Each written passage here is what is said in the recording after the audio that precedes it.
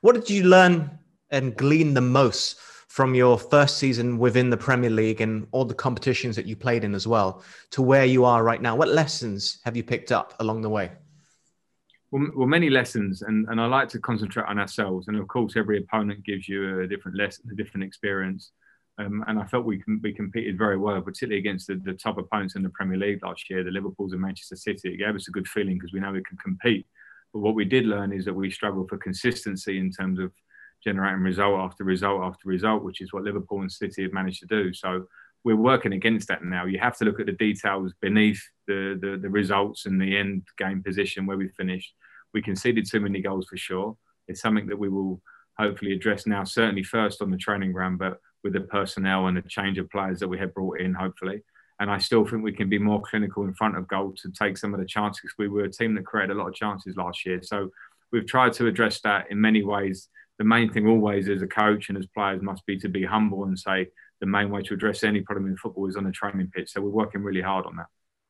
Who have you learned from the most as a player? Because obviously, if you look at the managers you played under, it's a who's who of top tier talent. You must have taken bits and pieces from different influences during your playing days as well. Exactly that. I took pieces from all of them. I think it's very important as a manager to be yourself, and you can be very much be influenced by managers for good or for bad. There are managers that I thought had a real personal touch, and I appreciated that. Managers that were tactically very organised and smart, I also tried to learn from that. And there were managers that maybe didn't have those touches, and you kind of question maybe what they did as a player. So I try and put that all together in my own head, but try and deliver it with my own personality. I think it's important that, a lot of management is not just the technical, tactical training pitch stuff. It's how you deal with the squad, how you deal with the fact that they're people and have issues and confidence, and how you generate a group environment amongst a squad that want to be winners. So I try and do that in a real way that feels very, hopefully, genuine to the players. And then hopefully they're the ones that then take that out on the pitch.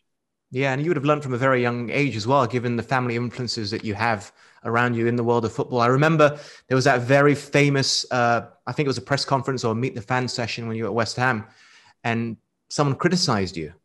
And the manager, Harry Redknapp, who you know, obviously, said that he's going to be a future England player one day. And I think that's important to defend your players. Is that something which you will do to the nth degree?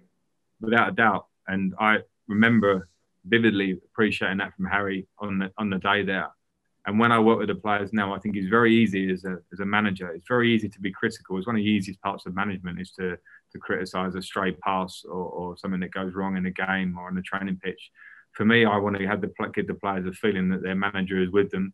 I support them if they're trying things, if they want to go in the right direction. The only thing I wouldn't accept is a lack of work ethic to try and get to where we want to be, because we have to work very, very hard. But after that, I'll support the players, try and get the best out of them. I think the modern player, they really relate to support, help, communication all the time to try and make themselves better, because they're all striving for that. So I try and do that as a manager. Part of me wonders what that person who asked the question is actually thinking now and the career that you had and the fact you won every trophy that you could as a player. I'd love to meet them, and I'd love to ask them that too. That would be fascinating.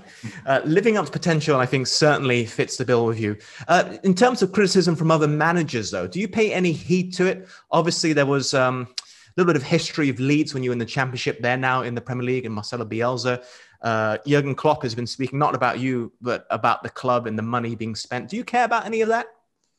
No, because I think I respect all those managers you speak about. I think in the heat of the battle and the heat of the moment when you are playing at the level we are and there's so much on it, that we all should have our personalities on the table. And sometimes that means that you bang heads, and on the pitch or on the touchline or how you're working, because we all want success. So I think after that moment, when you sit back, I would have huge amounts of respect for, you mentioned Jurgen Klopp and Marcelo Bielsa. They're incredible managers. So no, I think it's part of the Premier League that we love. That we love is that there's so much passion in our game. So no, it's not a problem for me at all. And I guess for the fans out there, they love a little bit of drama. Do you think it's a bit unfair about what they're saying, the money that Chelsea has spent this summer? Because from where I'm sitting, it looks like you're just reinvesting the money you made from sales before you even joined the club, like Eden Hazard. Fetched a pretty penny. That's pretty clear. And I think if you the comments, I think, from Jurgen Klopp, I think are pretty clear. Because if you look at Liverpool's story, they've spent a lot of money and they spent it very well. And I think if you want to compete in the Premier League and try and win it, unless probably the incredible story of Leicester a few years ago, generally it's teams that recruit at a great level. People like Virgil van Dijk and Alisson, they changed the face of that Liverpool team to a new level at the time. And it's important to be aware of that. We haven't had the possibilities to bring in players last summer that we maybe would have done. Certainly myself as a new manager would have wanted to affect the team and change it to be more of a team in my style, which you can do when you recruit.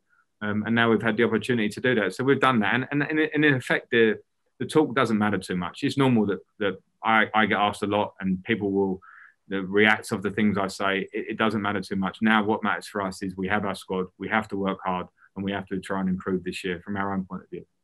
Final two things. You've mentioned that a few of the players will be missing this weekend due to not training the team yet or injury.